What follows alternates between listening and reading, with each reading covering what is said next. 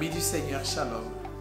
Avec toi, je voudrais méditer en ce 33e dimanche ordinaire de l'année C.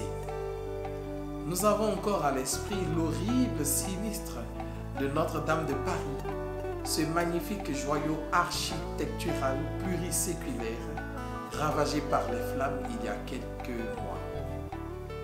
Le profond émoi que cela a provoqué tant dans le milieu chrétien que dans le monde entier dit tout du patrimoine à la fois culturel, historique et religieux que revêt cet édifice.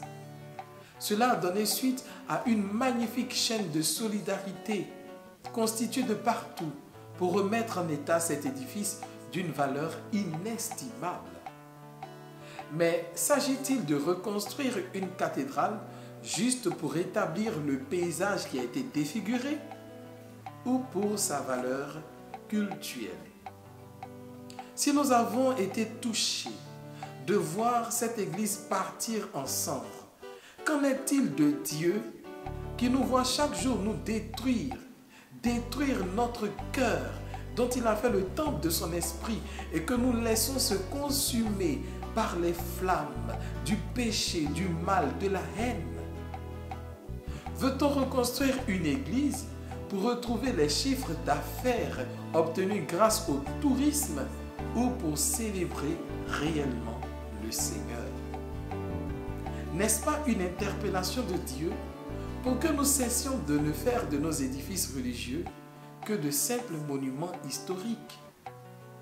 Si ces édifices sont riches en trésors, peintures, sculptures, objets, décorations, etc., n'est-ce pas au fond l'expression d'une profonde religiosité devenue aujourd'hui simple curiosité touristique?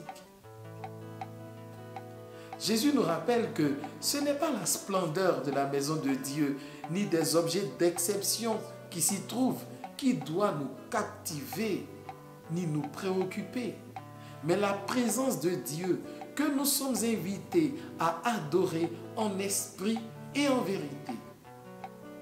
En définitive, plus que nos émotions, ce sinistre et bien d'autres qui lui sont similaires doivent susciter en nous le désir de construire l'indestructible temple spirituel, notre cœur, où doit être jalousement gardé le trésor de l'amour.